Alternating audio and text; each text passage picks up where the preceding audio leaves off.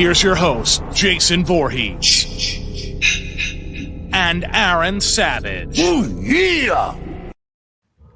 Hello, everybody, and welcome to another edition of the Sports and Metal Podcast. We are your hosts. This is Aaron Savage. With me, as always, my partner in crime, Mr. Jason Voorhees. What's going on, Jay? What is up? What's Not going much, on? brother. Not much, man. Before we get started, as always, shout out to our sponsors. First and foremost, Sports and Metal is brought to you by Manscaped. You go to manscaped.com. You're going to get 20% off your order using promo code SNM. That's the letters SNM as in Sports and Metal, plus free shipping anywhere in the world. Again, that promo code is SNM at manscaped.com. Manscaped is your number one choice for below-the-belt grooming. I use it. Jay uses it. Oh, there he is. Best product on the market, Manscaped. Your balls will thank you. And I'd be remiss if I didn't mention our other great sponsor. They make the most beautiful handcrafted watches at the most affordable prices you've seen. You're going to go to LaTouraine.com. That's LA-TOURAINE.com.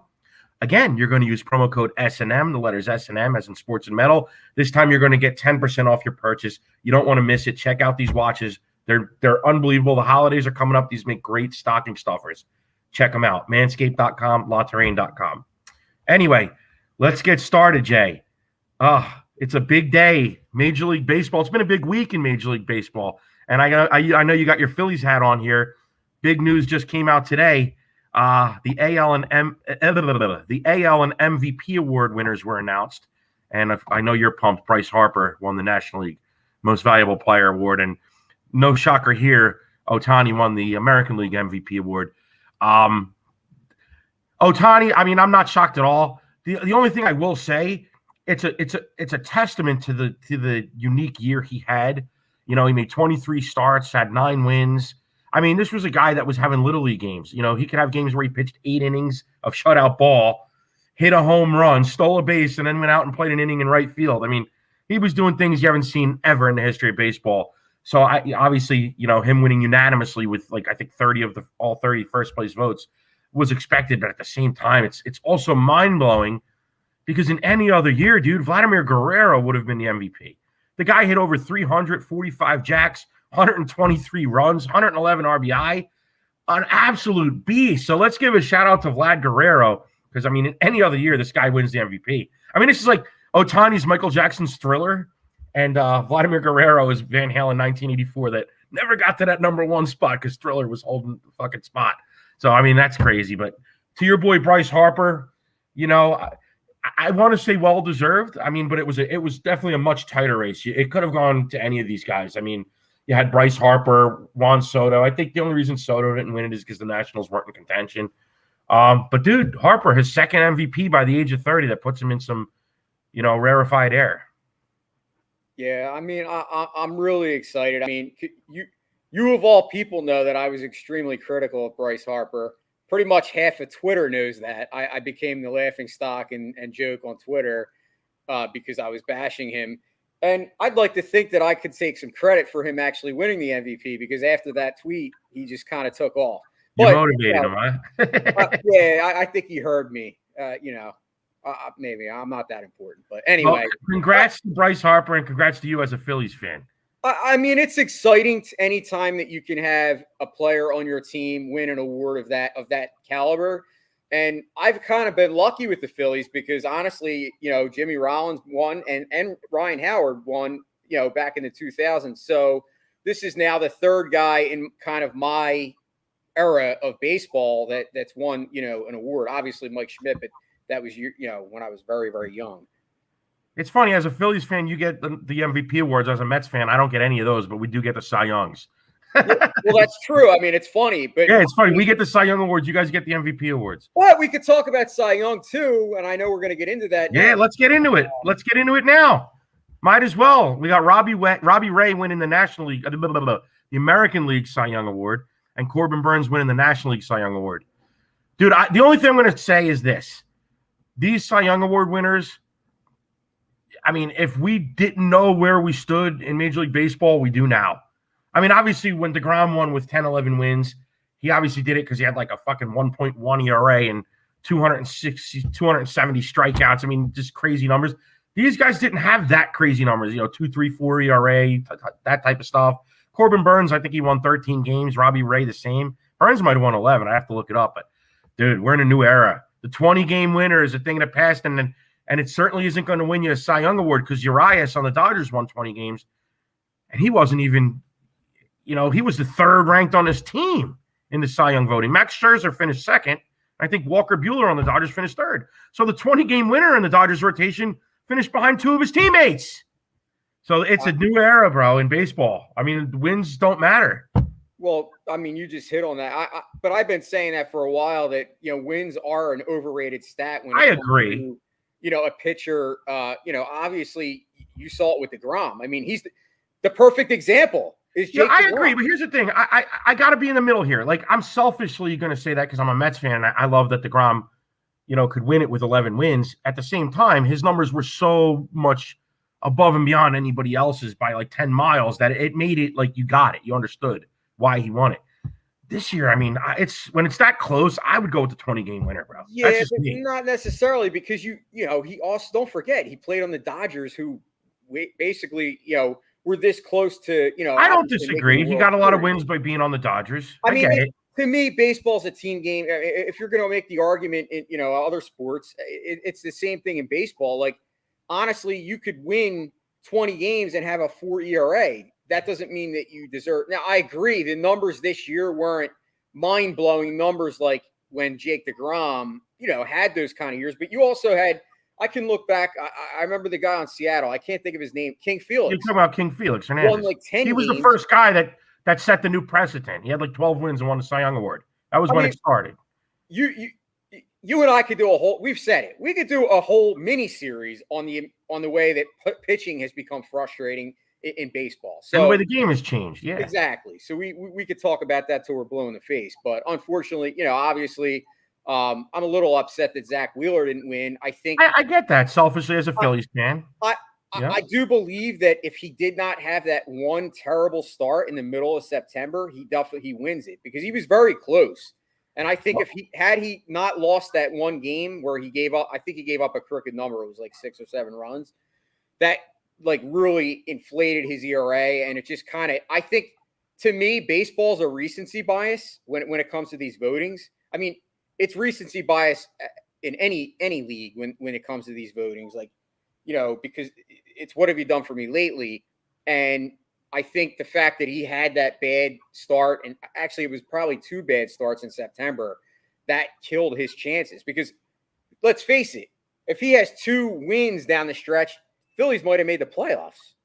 I mean, no, that's what I'm saying. But you're kind of making the point that I'm making. Like, I do agree with you as far as like there are exceptions. Like DeGrom clearly deserved the Cy Young Award in those seasons because, again, his ERA was like an entire run lower than the nearest competitor. And Adam Cease is chiming in here saying Wheeler should have got it. I'm not saying whether he should or shouldn't. He certainly was, to me, as deserving as Corbin Burns. I would have ranked Wheeler above Corbin Burns. Wheeler went 14-10. He had a 2.78 earned run average. He had 247 strikeouts in 213 innings. Bottom line is still, though, when it's this close where you have all these guys with comparable ERAs and comparable, peripheral stats, I'm going to go with the 20-game winner. I would have gone with Julio Urias. I know he was on the Dodgers, Jay. I get it. But he still was 20-3. 20-3. 2.96, 185 innings pitched, and 195 strikeouts. So, again, I'm kind of going old school with you here. But to me, when you have guys that all have such close numbers, then I'm going to go with the 20-game winner because I am, at the end of the day, kind of old school. I am. I like to change and I like to evolve, but I still don't want to completely devalue wins. Obviously, it's a team sport. And like I said, the DeGrom thing was the exception because he was so lights out compared to everybody else. But again, when you have Walker Buehler, let's pull him up now. He finished 3rd in the voting. He was 16-4 with a 2.47 ERA, 207 innings pitched, and 212 strikeouts. So the ERA was a half a run lower than Urias, but he was 16-4 versus Urias' 20-3. And they had comparable innings pitched and strikeouts numbers. His whip was 0.97. Urias' whip was 1.02. So we're almost talking apples and apples here. Honestly, dude, if I'm going to take the wins out of the equation, my pick I would have to tell you would have been Max Scherzer. If I'm going to be totally honest with you, it's probably Max Scherzer that deserved it the most. He was 15-4 with a 2.46 earned run average, 179 in the third innings, 236 strikeouts, and a .86 whip. So his whip was the lowest of the group, I believe. Maybe Burns might have had a lower whip, but I got to pull him up. But Burns had 11 wins. That's why it's taking me so long to pull him up. I'm scrolling down the list here. So, yeah, he had a .94 whip. Dude, it's so comparable. Burns, 11-5, 2.43, 167 innings, 234 strikeouts. So if we're talking strikeout per innings pitched, obviously Scherzer and Burns run away with that. But everything else is right there. They all have like between a .94 and a 1.02 whip. I mean, like I'm going to go with the guy that won 20 games, dude. That's what I'm gonna do. Well, and that's a fair argument, Aaron. I'm not gonna like fight with you. I think we're kind of in agreement here. No, I mean, honestly, I think, like I said, to me, obviously, selfishly, I think Wheeler. Sure, I get that. I think not only do I think he should have got it, I know he would have got it. Like I said, he had those 2 bad starts. The way he was pitching going into September, he was almost a lock to me because it wasn't. To me, it's not always about the numbers either, Aaron. He was dominant. Remember the game? You know what, though, Jay? Remember the game? I'm listening. Well, remember the game when he pitched when Roy Halladay's number was retired. Mm-hmm. Like that was an absolute gem. Like that was a gem on that day. It was special. Probably like 10 years. Fitting. It was fitting. But you know what, dude? I get those emotions. But let's take it out of it. I'm still going to go with who I think deserves it, and I'll take it a step further, dude. If you're going to say those things, I mean, how do I feel? Jacob deGrom was having a historic season. If we're talking the first half of the season, none of these guys are even in the conversation. Jacob deGrom just runs away with it.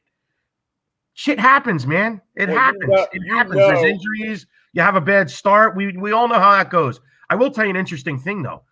Jacob deGrom had 90 innings pitched.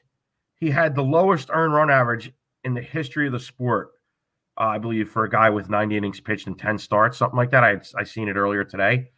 He got 0 first-place votes he got 1 first-place vote for the Cy Young Award. And I obviously, I don't think he should have won the Cy Young Award or had any first-place votes because he didn't pitch the second half of the season. But what I take from it is it makes a real strong argument against a relief pitcher ever winning the Cy Young Award. Because if you look at deGrom's stats with 90 innings pitched that he had, they're incomparable in the history of the sport. And we've had closers win the Cy Young Award. I'm just saying, again, I'm saying a relief pitcher never should win the Cy Young Award. I'm just saying it makes an interesting argument. Something that I took from that. And I'm not disagreeing. And my love for deGrom. I mean, I'm a Phillies fan. And who can't – I mean, you'd be a nut to not appreciate what deGrom does on the mound. I mean, the guy is just amazing. He is. And you're right. He would have won had he not been hurt. It's a fact. I mean, the way – He was. I just pulled it up. I'm not trying to interrupt you, but I just pulled it up. deGrom in 15 starts was 7-2 with a 1.08 earned run average. Here's where it gets crazy. In 92 innings pitched, he had 146 strikeouts. Dude, he had 146 strikeouts in 92 innings, and here's where it gets even sicker. We just talked about Burns and Scherzer's whip with like 0.84. deGrom's whip was 0.55. Dude, these are like numbers that we've never seen in the history of the sport. And obviously, would they have held up in 30 starts? I'm sure to some degree they would have because deGrom's that good, but not to that level. That's absurd video game level. But the point is, 92 innings pitched for him to just not even be recognized. But when you've had relief pitchers win the award with 60 innings pitched, 70 innings pitched, something to think about. You're definitely. I mean, like I said, I will never argue with you because it's one of those things you say what could have been. I mean, It's one of those seasons you just in your head you're thinking how great could it have been? Like his numbers. Exactly. Yeah. Mind-boggling. Anyway, let's talk about another Mets pitcher, a guy that's no longer on the Mets, Noah Syndergaard. Now, as a Mets fan, dude, this shocked me this week. Noah Syndergaard declined the Mets qualifying offer of $18.4 million and then took like $2.5 million more to sign with the Angels. Now, I get the whole aspect of like, yeah, they gave him $2.5 million more. But what bothers me about this is as a Mets fan, all we heard from Noah Syndergaard was how he could never imagine pitching anywhere else. And obviously, if he hadn't been hurt the past 2 years, the Mets would have offered him a long-term deal. The Mets offered him a qualifying offer because he's pitched 2 innings in the last 2 years. He missed 2 full seasons from Tommy John surgery. He came back the last week of 2021 just to pitch 2 games in which he pitched 1 inning in each one of those games, basically just to showcase that he was back and, get back on a major league mound after having not pitched on one in 2 years. And then after that, he said he could never imagine himself in another uniform. He was so grateful to the Mets for offering the qualifying offer. And then you walk for $2.5 million more, Noah? What? What are you doing? You should have just kept your mouth shut and no Mets fans would have been mad at you. Hey, man, but at the same time, more power to you. If you can get somebody to pay you almost $22 million for having not pitched in 2 years, and the last year you did pitch, you had an ERA over 4, bro, what a world, man. I want your name. Have at it, right? It's like, yeah, I get that aspect of it too, but, it's crazy. And it's funny, as Noah Syndergaard's going to the Angels, the Mets have just hired the Angels GM to be their new GM, Billy Epler, to a 4-year deal. And, dude, Billy Epler's number one claim to fame is having orchestrated many non-playoff seasons for the Angels and wasting the prime of Mike Trout. So welcome to the Mets, Billy Epler. Let's see how it goes. And that leads me to something, Jay. I recently read an article stating that somebody said, Billy Epler's claim to fame is having orchestrated the Angels squad and wasting Mike Trout's prime. And in that article, he said Mike Trout was the greatest player of all time. I don't think Mike Trout's the greatest player of all time. He's a great, great player. But it got me thinking, in our lifetimes, who do you think's the best player you've ever seen? For me, it's got to be Barry Bonds. Barry Bonds, no doubt. I mean, what that guy did,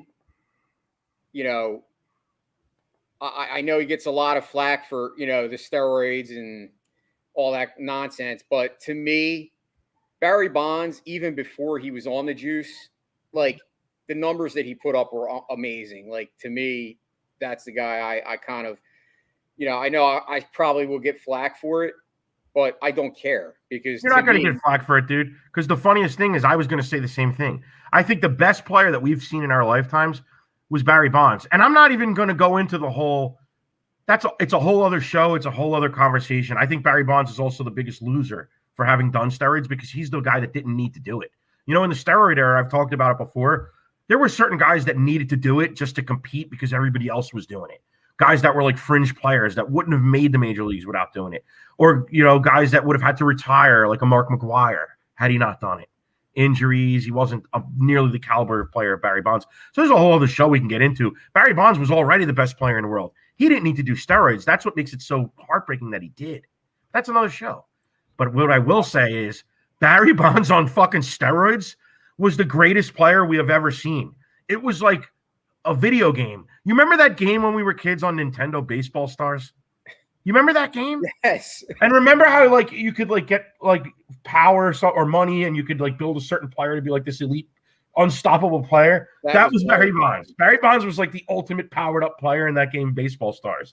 Dude, every pitch that was in the strike zone, he hit it like a pinball machine out of the park into the water, McCovey Cove. And every other pitch was a ball. That was it. You either walk the guy or you hit a home run. And I've never seen anything before or since, nor will we, dude. Barry Bonds had over 200 walks in a season, hit 340 and had 70 home runs. I mean, just crazy, crazy numbers. So, Jay, we're actually in agreement here. But you know what? The time has come. What were you going to say?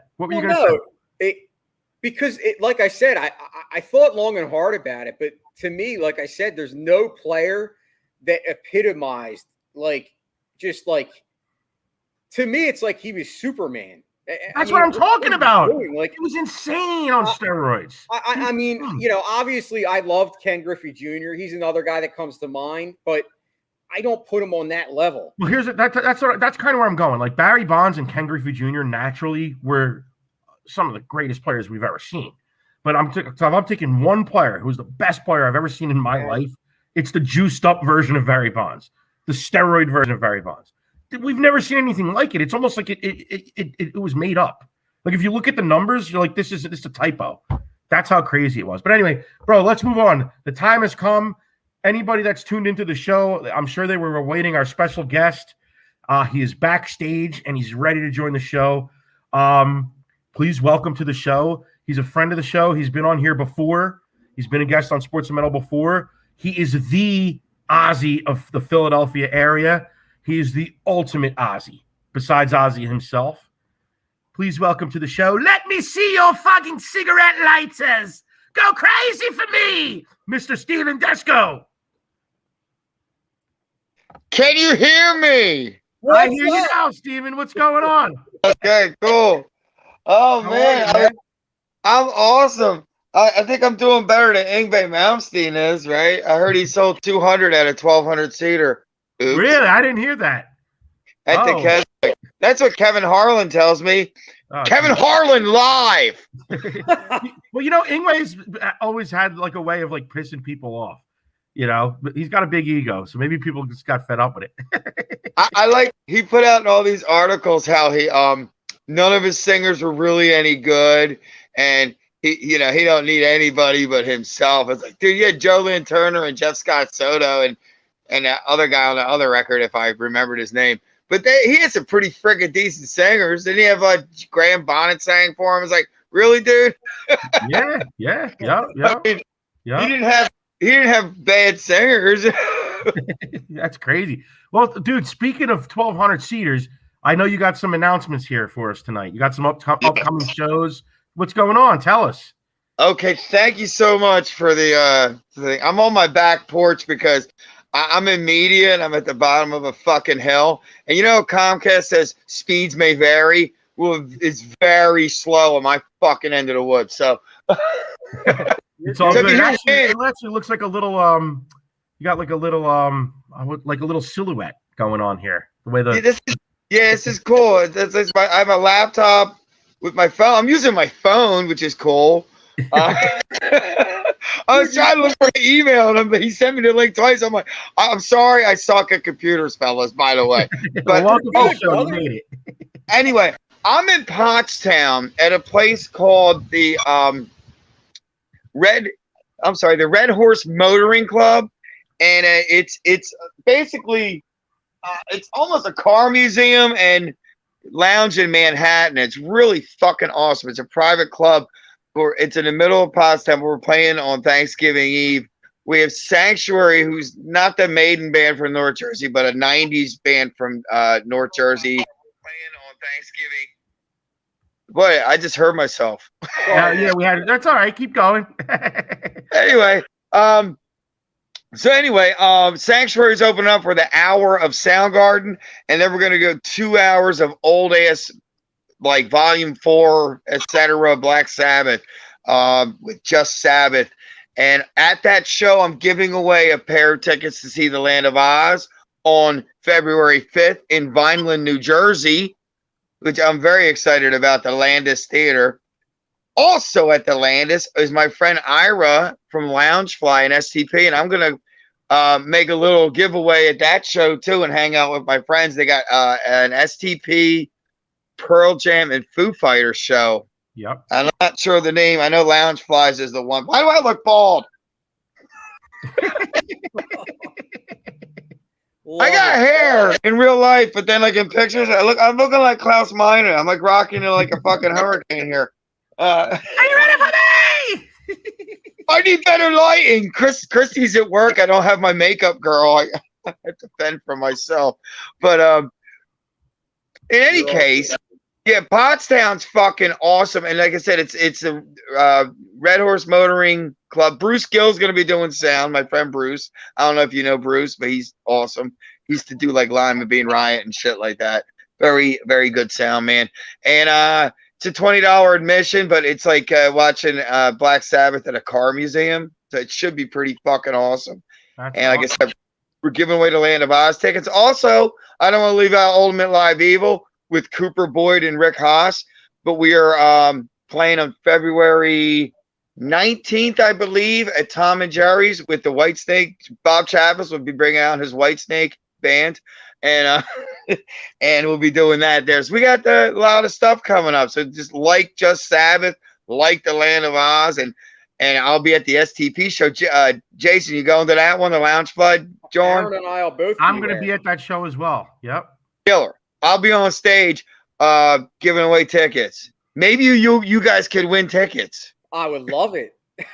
We already won. We'll be there either way. Oh, that's cool. No, I appreciate the time. So I posted some funny stuff. So my girl's like the I hate my hair, dude. So I'm sorry, man. I'm having there we go. Yeah, you're having some hair days, Steven. I get this giant spotlight above me. I'm turning this fucking light out. Hold on. I'm turning it out. That's awesome, dude. Gotta love Steve. How dark is this? Hold on. Now it's a blackout. All right, there you are. Oh, that's fucking way better. Now All right, you look here. like the devil. Dude, you look like you're filming a video for Ozzy. Yeah. Okay. Hold on. Yeah, this will help. There we go. Okay. Anyway, so how would that chick that like pissed in that guy's mouth on stage? That we're gonna get into that. Where's against chick, dude. What is going on? Listen. If I did that, which even less people want to see than that girl, or like zero instead of like maybe two dudes like that shit. I mean, someone likes that all kinds of shit, but that's a little bit like zoinks. But we're all talking about it now. We all know the band. You know, that's what I was gonna say, dude. It was the best publicity ever because I went and actually started checking out their music. Now let me ask you, Steven, were you familiar with them at all before this? Not a word. I heard the chick singing War Pigs the other day, and some Tool, and she's freaking awesome. Dude, they did Tool Stinkfist. It's unbelievable. Yeah. Dude, I watched the video, and they have 3 albums out. I had no idea. Basically, they're a brass band. It's all horns. You know, right. They obviously have a guitar player, bass player, so there's that rock and metal, backbone to the music. Right. But it's all complemented with trumpets, trombones, saxophones. It's amazing. I think they're great. Yeah, they do a lot of Rage Against the Machine songs. They do some Deftones. Yeah, I'm impressed. That was some piss. How much did she have to drink? I can't believe that. I was pissing myself. I was like, damn, dude, that's something else. Oh, also, it's going to be Matt Stanley month almost. I swear to God. On January 22nd, while I have this thought, the Void Theater is going to be hosting Van Halen Nation, right? And then like a week later, February 5th, he's over at the fucking Landis with the Land of Oz. So we can make it a Matt Stanley double header a week apart. You know? Are you going to have us in doing an album review thing, fellas? Is this behind the curtain? Yeah, we talked about it. We're bringing it back to Gavel. We haven't done the Gavel in a long time, and we're going to have it like a kind of a panel of people, including you, Matt Stanley, Mark Moore, and we're going to kind of battle some albums out, some Ozzy and some Van Halen. Yeah, we've been wanting to do that for a while. For those out there that aren't familiar, we have another podcast called And the Gavel Will Rock. We haven't had any episodes out in quite a while, but we'll get one out soon, guys. And you got to check that show out. It's basically like a courtroom battle where we debate all things rock and metal. So we could do Ozzy Sabbath versus Dio Sabbath. We could do Sammy Hagar Van Halen versus David Lee Roth Van Halen. It's all on the table. Mark and Matt would love talking about Van Hagar. Oh yeah. We actually had that on Gavel. It's not their bag, baby. What's that? They make their living in David Lee Rothville. Yeah, I know. Well, we had Matt on prior, and we did Blizzard of Oz versus Van Halen 1, right? Yep. Since Matt's in both. Yeah, we did that one. Did he cut his baby in half? How did King Solomon handle that? Well, it was tough.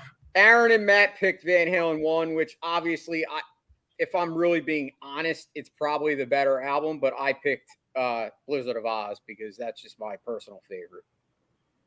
I like Blizzard better, but I mean, I like fucking Diver Down, so who the fuck am I? You know what I'm saying? It's like, I like Cradle. I mean, honestly, Van Halen is excellent. I mean, but before 1984. 1984, some shark jumping going on there, I love 1984, man. Think about it. Some of the best songs are the songs we don't think about, like House of Pain, Girl Gone Bad. Top Jimmy's fucking awesome. Phenomenal. Drop Dead Legs is phenomenal. Okay, but Jump is like, what, Zoic Scoob? Like, wow. I still love it, but yeah, it's a pop song. But dude, what about House of Pain and Girl Gone Bad? Dude, those two songs could be on the first Van Halen record. Think about it. They're probably leftovers. They probably were. A lot of Van Halen's catalog is, even Different Kind of Truth. Half those songs date back to the mid-'70s. I love this shit. Van Halen's great, man. It was a shame that guy died. Van Halen's like strange. Like people like either really dig him or like kind of they just don't like it at all. It's like a couple people are like, I don't like that shit. Like Kiss fans. If Kiss has like the best fans in the world, but I mean without makeup, they're like kind of like Foghat, right? But anyway, well, me and Jay are gonna blow your mind. But they're the best businessmen in the world too. They're definitely the best businessmen. Me and Jay are gonna blow your minds. Kiss coffin, it doubles as a beer cooler. It's $3,000 and you can get buried in it. That's pretty much the best. You can't beat that. Wait, time out, Steven. You just hit 6 degrees of separation. So, Dimebag Darrell is buried in a Kiss casket with Eddie Van Halen's guitar from Van Halen 2. Holy shit! I was not aware of that. We're rock and roll. We're baconing. We're Kevin Baconing there. No, but dude, you want to hear something crazy?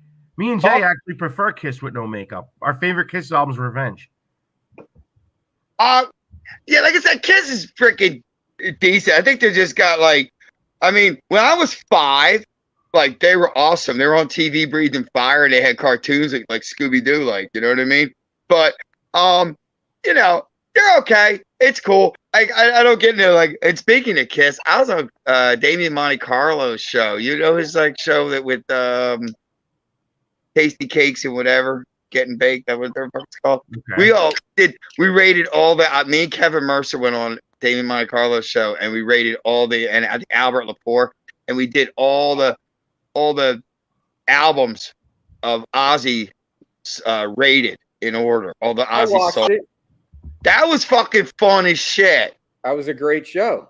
By the way, I don't know if you guys cross promote like that. Yeah, all the time. I'm crossing streets, man. I'm crossing streets. I'd like give away tickets for my one show at my other show, but like fuck it, man. I got all different bands. I gotta keep a bunch of people fed. You know what I mean? Please buy tickets to Pottstown. We're starting. We all eat from the same table, Steve. That's the way you got to look at it. We're all a team. I know. I love all the cover bands too because I see some stuff like it's not gonna be like in the Dirk Diggler movie where we're gonna have like a rumble. Like I know all these people, so you see these posts go up. It's like this one guy starts this post. He goes, "Ohio needs Ozzy bands," and it turned to like a forum of like Bark at the Moon, Land of Oz. It was like whatever, dude. Like everyone's good, everyone's decent, everyone does a good job. Competition makes us all stronger, right? But it's so funny. It's like. I mean, I hired the kid from Bark at the Moon in his cult band, and he's a good singer, and he's a fun guy. It's funny that people were posting videos of the bands and saying, hire this band. So we messaged a guy, and he's like, yeah, I'm looking for something for next year. Like, he's not even he's like kicking tires. It's so fucking funny, man. But it was cool. People were big fans of either. And so I guess you could like both, but it's like your friend in the band, I like that guy. And it's pretty fucking funny now. They're going back and forth on this thread. But like, I like everybody in the biz. Fuck it, man. It's like someone else who likes the same band you do and you're doing the same product. It's like, I saw the singer from the other Dio band in the bar. It's like, I knew that guy for like 20 years. What am I going to like not like him because he's singing Dio too? It's like, whatever. It's funny. This business is funny. It's a small world. We all know everybody and it's all like, we're all like, it's pretty family though. I think it's a pretty good community we have in this little music scene here. Yeah, I agree. I got it. What's that, Jay? I'm sorry. Well, no, I want to get Aaron out to see a live Evil show because you guys do another phenomenal job. Like, obviously, my heart is always going to be with the Land of Oz because that was the first time I saw you guys. But like that, Ultimate Live Evil's no slouch band. I mean, you guys put on phenomenal. Like, obviously, like I said, you are one of the best cover. Well, I don't want to call it cover because you're not. You're one of the best tribute acts that I've ever seen. I mean, and watching The Land of Oz, watching Ultimate Live Evil, watching Loungefly, watching these bands perform is like, to me, and Aaron will agree with me, like watching bands in their prime performing the shows. It's absolutely awesome. It is fun. I tell you, Loungefly. Ozzy come out now and perform the way that he did 20 years ago, but yet you guys perform like it was back, at the No More Tears era. I mean, that's how great you guys are, and that I just love it. Can't wait to see another show. Definitely want to see you at the Landis. I know. Their video screen's bad as shit. I want to thank Kathy for booking us and taking a shot. I won't tell the people from New Jersey and Pennsylvania. We managed to sell over 800 tickets in Buffalo, and that place only holds 750. So can we beat Buffalo, please, and sell this bitch out? Because we sold over 800, not to get the competitive juices flowing. And I have 4 guys from New Jersey, so, someone went to high school with somebody, and we need everyone to come out for Landis. Let's make this happen. Let's start off with selling out the Pearl Jam, STP, Loungefly show. I wish I knew the other names of those bands. Do you have that handy or no? I do. I just got to pull it up, actually. All right. I'm in the dark on the porch, so I don't look bald. While he's looking that up, Steve, while he's looking that up, yes, I know you wanted to give away some tickets. So what is your? Yes. What would you like to do? Like, is there a question that we can ask the audience, or how? Yes. Let's say. How do you want to run this? Why don't we do a trivia question? And they can answer in my message. They can answer in my on one of my Facebook Messenger, Just Sabbath, or Land of Oz, because I'm giving away Land of Oz in Pottstown, so for the Pennsylvania people for Thanksgiving Eve, and then Landis Theater in Vineland, New Jersey, and that's for February 5th. So I guess what I'll do, we could throw a question, and then the first person that gets in with the right answer, I'll announce it, and you guys, I'll shoot you the name. You can announce it next week on your show, and I'll post it at that time next week. Yeah, that sounds good. So put it. Or actually, I have to do that. I have to do better than that. I have to post it on my Facebook because the show is next Thursday or Thursday. So. Are you running next Thursday? It's Thanksgiving Eve. It's Wednesday. The show's Wednesday. Oh, yeah, it's even Wednesday. Damn, I suck at fucking math and calendars. Pottstown show. It's Just Sabbath, and it's going to be Thanksgiving Eve. That's the show. Yes. And Steven's giving away the tickets. Yep. Yes. So let's do a trivia question. All right, Soundgarden and Black Sabbath night. 3 hours of music. It's awesome, and you're basically drinking in a either a Manhattan lounge / car museums. It's fucking beautiful in there. Honestly, it's you got 1929 Harley in there or something crazy like that. They're really got some cool shit. But anyway, what trivia question do you want to throw at him? I go for it. Aaron, ask the trivia question. All right, so let's think of a good one. Okay. What was the last Black Sabbath album to feature Bill Ward on the drums? Ooh, now the answer to this. Well, tell him. Don't tell him. Wait. I'm gonna just do a little teaser here. Some people say that he was not on the album before that. If you follow me. Mm-hmm. Did you ever hear that rumor? I totally follow you. Well, let's talk about album credits. Oh, album credits. Absolutely. We'll go with that. So, yes, we can go that direction. But have you heard that Bigfoot rumor, too? Yes, I have. So I agree because it mind fucks because it. I don't know. Well, that's like Bon Jovi. I mean, all you hear is that Hugh McDonald played the bass all those years, not Alec John Such. I heard Michael Anthony didn't really play a lot of the bass, and Eddie Van Halen fucking played. That's a big controversial statement. I mean, no, that's just a rumor. It was, and Sammy Hagar even addressed it. He was like pissed off that Eddie ever Right. said it. Yeah, no, it's a legit rumor. That It's a reminds me of legit this rumor. Beatles stuff because Paul McCartney would play drums on like back in the USSR or some shit. Yep. I got this great joke that I can't probably tell in 10 years, but I'll tell now. So what's the difference between Yasser Arafat and Ringo Starr? Tell me. Yasser Arafat could play drums. Oh! Now back to my trivia question. I just want to clarify this. Yes. Could be a trick question. This Bill Ward, what is the last Sabbath album that he played drums on? Because I'm just saying he may have been out of the band and he may have been back in the band. That's all I'm going to say. Well, That's my cue. and That's my clue. He's gonna have to send me the freaking answer because I look like Ozzy, but I'm not him. I think I might have I don't have to rehearse. I think I might have to give Steven Well, here. and let's lay it out there for the audience. So, Aaron, the trivia question once again is what? The trivia question is, what is the last Black Sabbath album? And I'm not. Oh, and I should clarify. This doesn't include the 2008 or whatever it was, 1998. Live recording bullshit, right? Just It wasn't- studio album. Not the live. Yeah, this is the studio albums. Right. What is the last Black Sabbath album that featured Bill Ward on the drums? Okay, so audience, the first person that answers that question to Steve's messenger. Just Sabbath Messenger. Or they Just could Sabbath. message us right now on the show. Oh yeah, that's on the show. Whatever. I don't care. Whoever goes in first. Whoever answers it first. Whoever answers it first. Whoever answers the question first will get 4 free tickets, right? 2 tickets to next week's show and 2 to the Landis, right? Is that what you? We could do that or ask another question for Land of Oz. Why don't we ask another question for? Yeah, there you go. Land of Why don't we ask So let's give away one pair there, and then we'll do Land of Oz for the Land of Oz folks. Okay, so we'll do an Ozzy question. So the Sabbath question: what is the last Black Sabbath album, studio album, to feature Bill Ward on the drums? That you get that. You're the first one to come up with that answer. You're going to win 2 tickets to Pottstown to see Just Sabbath. And Sanctuary. Thanksgiving Eve and Sanctuary, which is an ultimate Soundgarden tribute. Thanksgiving Eve. What's the name of the venue again, Stephen? It is the Red Horse Motoring Club.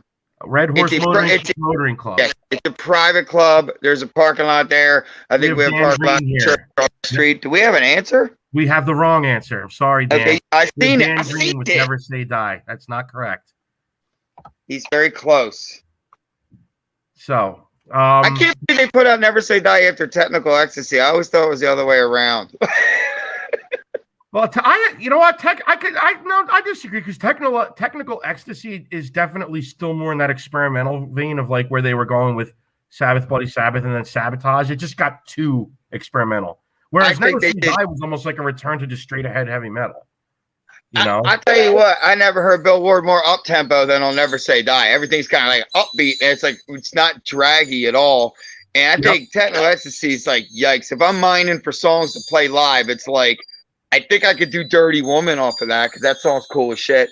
But the rest of that album's a little. Oh, it's definitely. I got Junior's Eyes on that, or is that Never Say Die? Junior's Eyes is on Never Say Die. Yeah, I think I like Never Say Die a little bit better. Yeah, I like them both though. The hidden gem on Technical Ecstasy is the Bill Ward track. It's All Right, where Bill Ward sings lead vocals on that. That's funny. Yeah, That's let funny. the drummer sing. Circle.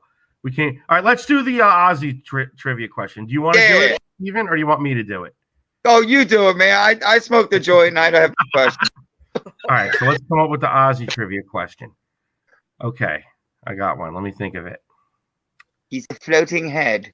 All right, let me think of it. While you're thinking, okay, I have it.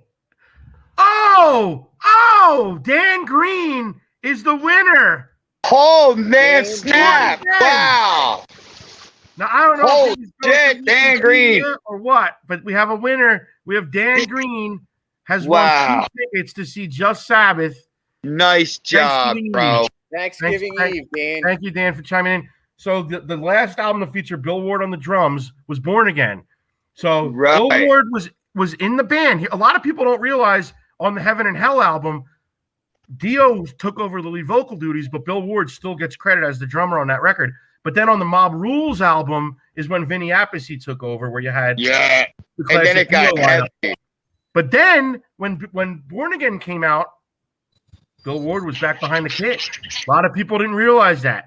So that's it. Bill Ward. That's the answer. He was on Born Again. That's the last Sabbath album to feature Bill Ward on the drums. So we have a winner, Dan Green. Nice job, Dan Green. I love that record. Very strangely produced. I heard Iommi was toying with the possibility of remastering that record, which I would like to hear because that is a hanky production. Like, I'm not Mr. fucking, Johnny Engineer, but that was hanky. If there was ever an album that needed a remastering, yeah, it's Born Again. It's like the opposite of Love It First Stings mix, which is beautiful. You know what I mean? Yep. It's like Love It First Stings, like perfectly digital mix. It was like early digital. It was clean as shit. I have a theory. I'm gonna just throw out there. I'm gonna make up out of my ass. I always thought. Wouldn't it be funny if Scorpions are actually just some dudes from LA sporting some Hogan's Heroes accents? You never know. It sounds like they're from LA. I don't know how they get so, I don't know. It sounds a little American to me. I don't know. I think Pony accents, huh? Yeah. Oh, 30 days in the cooler. Okay, what's your trivia question there, Come up Ryan? with the Ozzy trivia question. All right, let's do it. Okay. I got one. Okay, let's hear it. I had it, but you got one now. Go. This is freaking probably dark. How many cats did Ozzy murder on his first wife in a drunken bender? Ooh, I read Ozzy's book. Yeah. I don't remember the answer. Look up the number because I think I know the number. I think my son had the same number on his football team, which does not help anyone with the answer. Is that the question, or are we sticking with this Is one? that it? Do you like that? Well, you can use one of yours. That's kind of a fucking dark ass question. All right. Let's try this one. You're gonna have PETA coming after our show. I know. All right. Let's try this one. I'll withdraw that question as humor. Wink, wink. We put away your pitchforks and torches. All right, let's try this one. Okay. Okay. Good.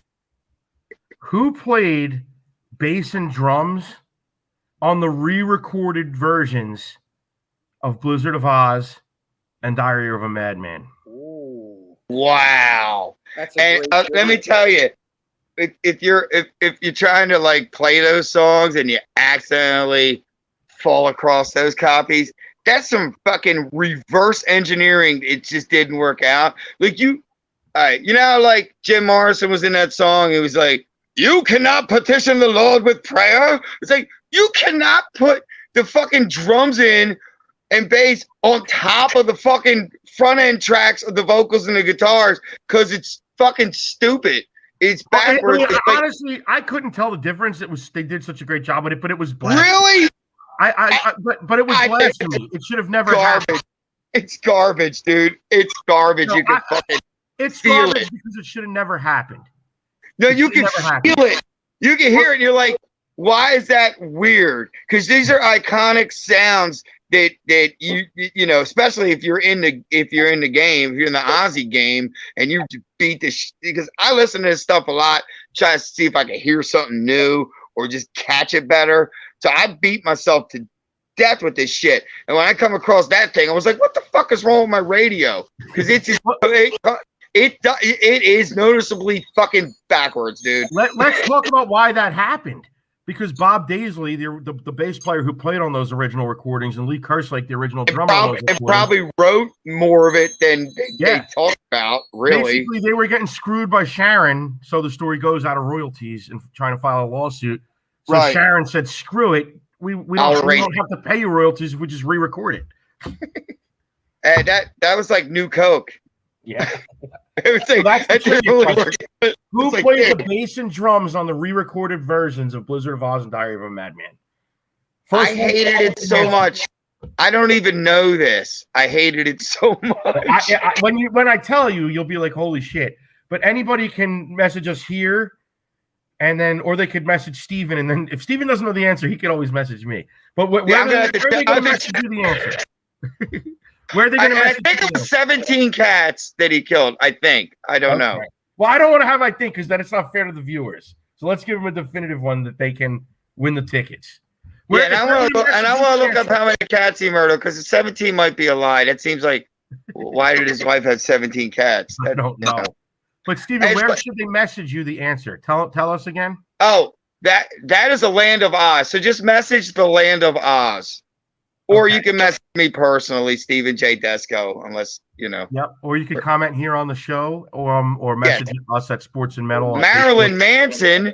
What about Marilyn Manson? Yeah, we were going to get to that. Jay kind of jumped the gun a little bit here. Well, hit it. We can talk about it. Yeah, I'm ready. Keep me in line. Wasn't he fucking the best friend in the Wonder Years? Yeah, that was always the rumor.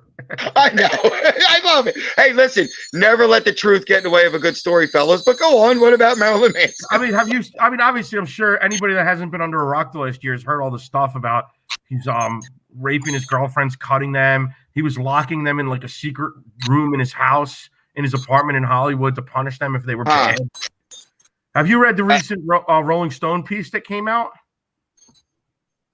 Like, was it from like which point of view? I guess the inductee, I guess, into the closet, Bill, or what?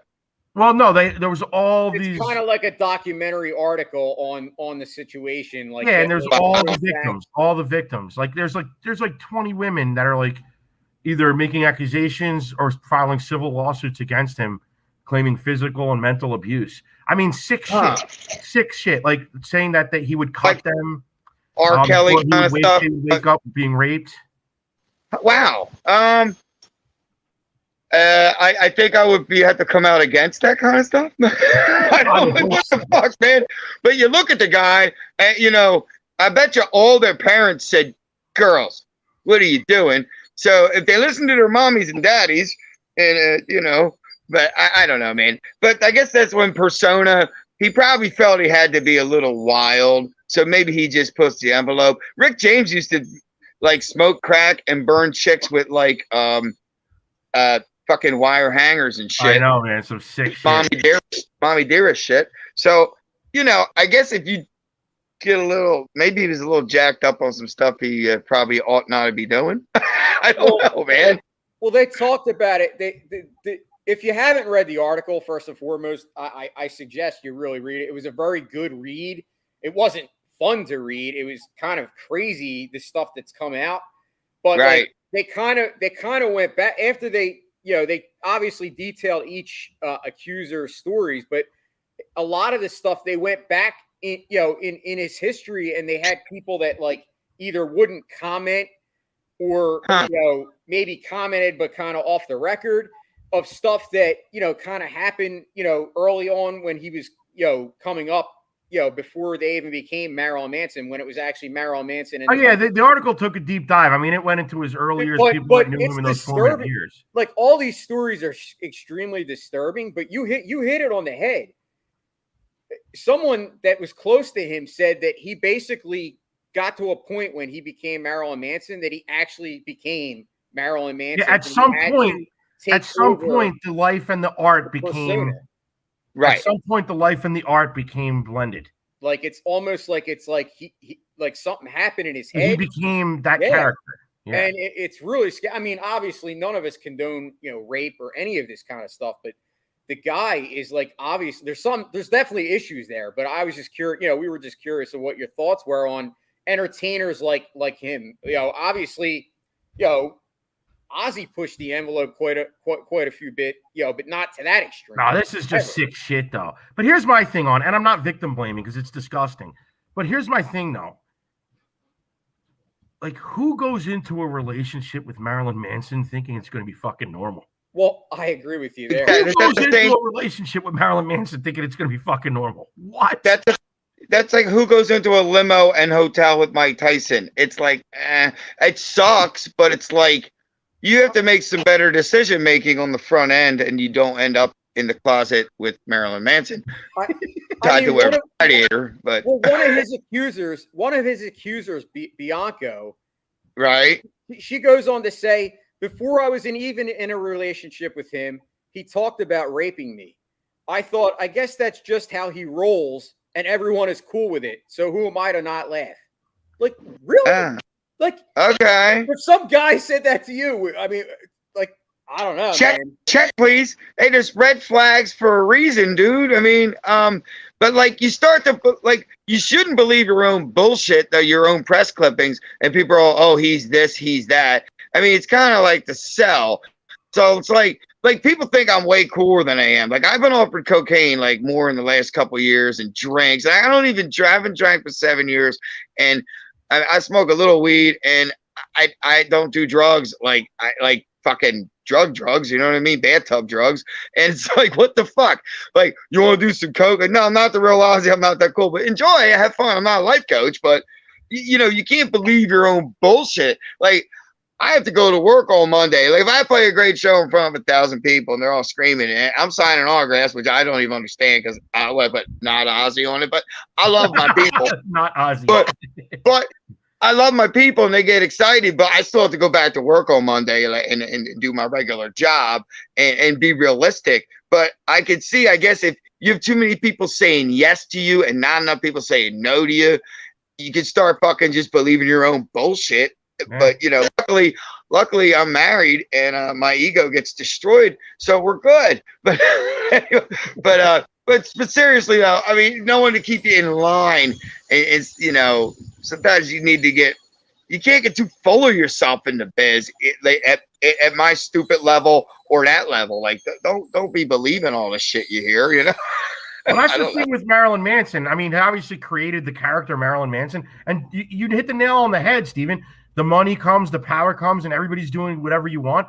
And if you're like somebody that's like this guy that maybe is a little bit weird to begin with, and you adopt this persona and it's all there for you, it's like I said, the lines become blurred. But at some point, walking into this thing, you got to question it. They said his apartment was painted all black. All the windows were blacked out, and he kept the thermostat perpetually at like 60 degrees. So it was like a refrigerator. Like, wow. It's fucking weird shit, man. But that's all, you know. Believe in his own hype, you know, like, oh yeah, I'm that. Like, yay. All right. Good job, dude. Yeah, Bianca Esma or whatever. She's from Game of Thrones. She was Roz, the prostitute. Great show, by the way. She should have stuck. Marilyn Manson, not she. I'm reading she. Marilyn should have stuck with the Wonder Years, and it would have stayed out all this trouble. Paulie would have just hung out with whatever the fucking other kids. Kevin, what's his name? That joke would have been great if I remember the other fucker's name. Yeah, Paul. Wasn't the friend named Paul? Paulie. Yeah, that was Marilyn Manson. Paulie. Yeah. It's not really, but yeah, that was. I know. I love that rumor. That's one of my favorite fucking rumors. I know. Because I want to do a show about rumors, dude. I want to be the guest. We could do Bigfoot and Loch Ness and all this shit, and we could do rumors and legends. Fleetwood Mac? Huh? Fleetwood Mac? What about? My joke didn't land. Fleetwood Mac rumors? My joke didn't land. I'm sorry. I'm like, you want to talk about that record? Great album. Who was banging who? Giggity? Well, we can get into those rumors.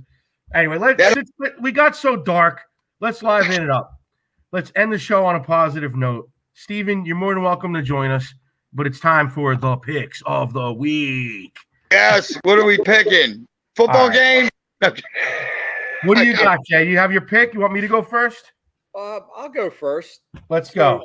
So my pick of the week. So last week, obviously, I strayed away from this album because, you know, obviously we talked about a certain subject and I wanted to, you know, push an album that had ties to that subject. But so this week, my pick of the week is actually last week's pick of the week, and it's Mastodon's brand new album.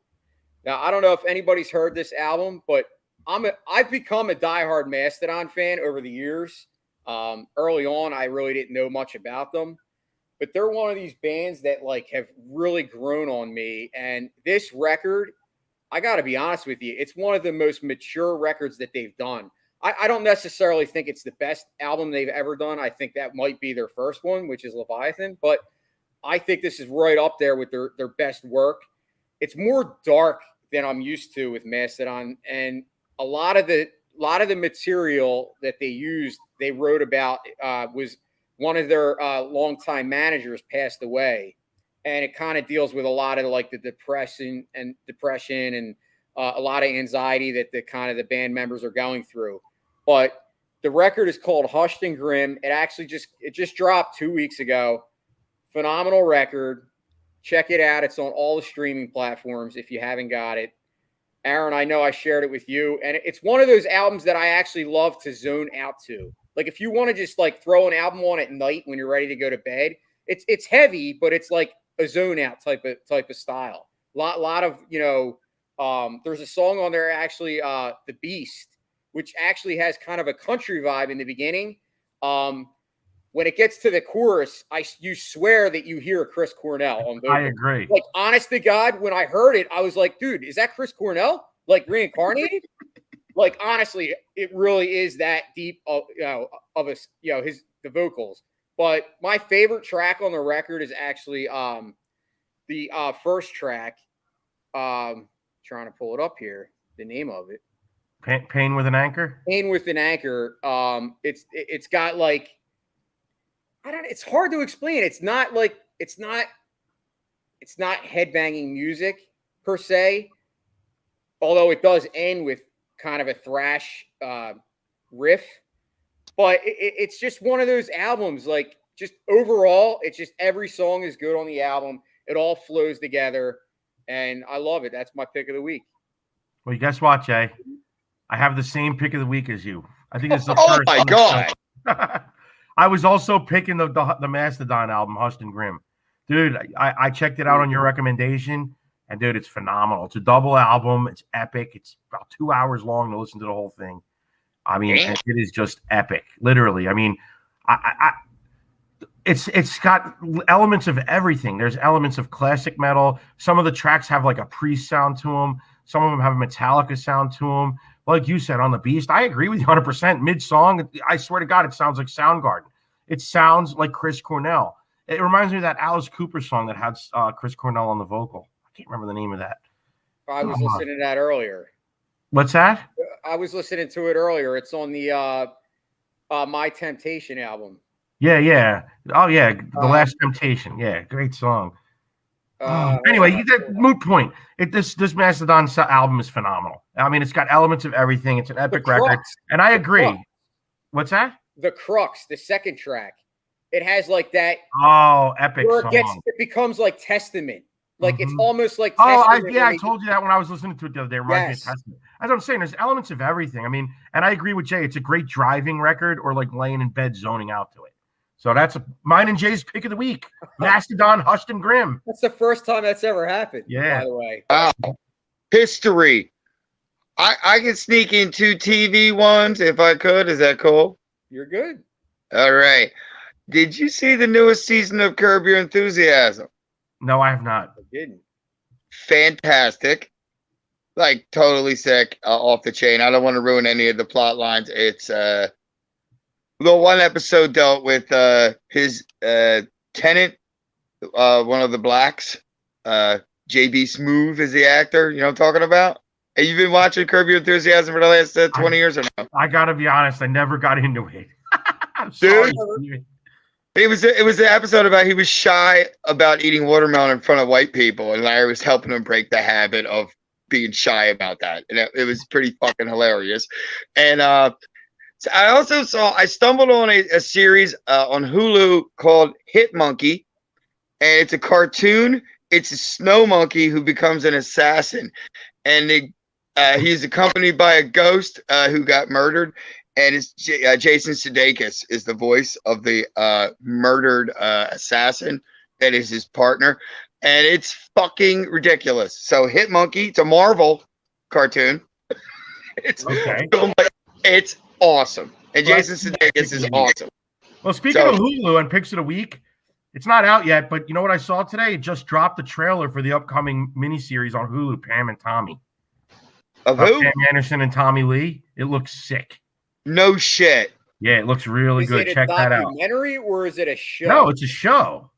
Where you been, under a rock, Jay? This has been all in the... Dude, I forget the actor, Stan Lee, I think the guy that plays Tommy. I mean, he's got the makeup. They made up the tattoos. It looks just like Tommy Lee. And I forget the girl's name who plays Pam. They made her look just like Pam. But dude, this has been like in the talks for the last years. And every time you open the paper, there's been like photos from like the set, like because the actors are like in the makeup. But today the trailer was finally released today. You got to check it out. Seth Rogen's in it. It's from. I feel like I've seen that movie. Wasn't he driving the boat with his dick in that movie? Yeah, the porno movie. Yeah, exactly. We've seen this movie already. Why do we gotta see this one? It's about. Did we see enough of those too? Yeah. It's a mini series. It's about the guys who robbed their house and stole that tape and then released it to the public. That's fantastic. Oh, that's so cool. When you guys get off the show, go check out the trailer. Type in the trailer, Jay, on YouTube for Pam and Tommy. Your mind's gonna be blown. That sounds phenomenal. Yeah, it's gonna be good. So there, I got 2 picks of the week. Yeah, Hit Monkey and Curb Your Enthusiasm. I guess you dudes have to watch 20 years of that or 10 years of Curb Your Enthusiasm to catch up this year. Oh, it's the age of binge watching. That's one of those shows I would eventually get to. And like, dude, you know how many shows I binge watched like when they were like done, like Sons of Anarchy. Dude, so many shows like after the fact. I'm doing Bosch right now on Prime. I'm watching 7 seasons. I'm watching Penny Dreadful City of Angels right now, and I know that's like fucking probably 5 years old, but that's fantastic. Penny Dreadful series is pretty good, man. Yeah, you know what I'm talking about? The horror series? That one. I never watched it, but I know it. You know, dude, it's decent, man. You know, if you got, you know, better than the romantic comedies, you drag it like at least. I'm sick of watching baking shows with my girl, so at least I can watch some people get killed. There you go. in horror movies. Anyway, guys, we're out of time. We went a little bit over tonight, but it's been a great show. Steven, it's always a pleasure to have you on the show. Tell everybody one last time where these shows are, where and when. Okay, next week, Thanksgiving Eve, Pottstown, Just Sabbath, and Sanctuary. Soundgarden and Black Sabbath in the biggest drinking night of the year. So get an Uber and drink up.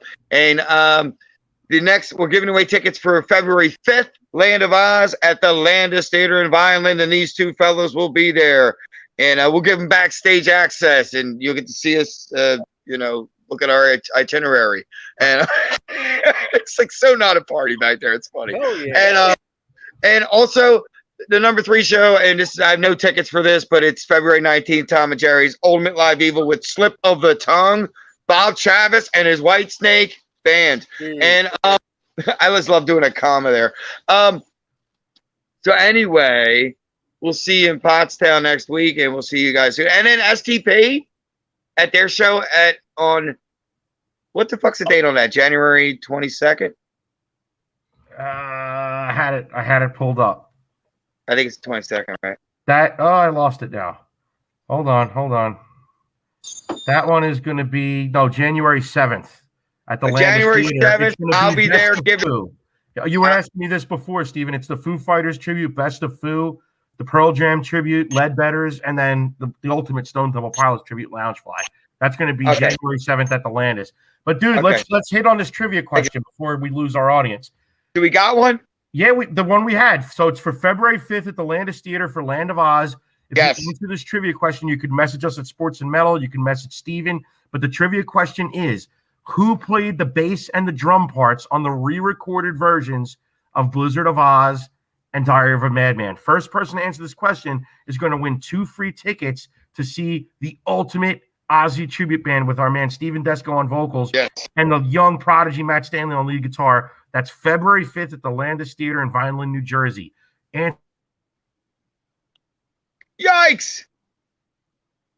We froze.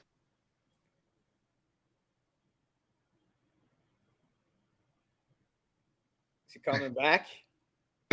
We came back. I guess he's not coming back. I'm back. Anyway, congrats to Dan Green for winning the other tickets to next Wednesday's show. And where is the show, Steve? It's in Pottstown at the Red Horse Motoring Club. And as always, Steve, it was a pleasure having you on. We love you all. We greatly appreciate it. Thank you. Don't forget to check out all our social media, our website at Sports and Metal. You can find us on Facebook, Twitter, YouTube, and IG at Sports and Metal. Follow all our content, like us, share, and as always, as we say on this show, and I'll take us out, rock on, and Steve, you're going to say peace out. Rock on. Peace out. And that's our show. Tune in next time for more Sports and Metal with Jason Voorhees and Aaron Savage. Ooh, yeah! Got something to say? Hit us up at sportsandmetal0423 at yahoo.com or on Twitter at sportsandmetal.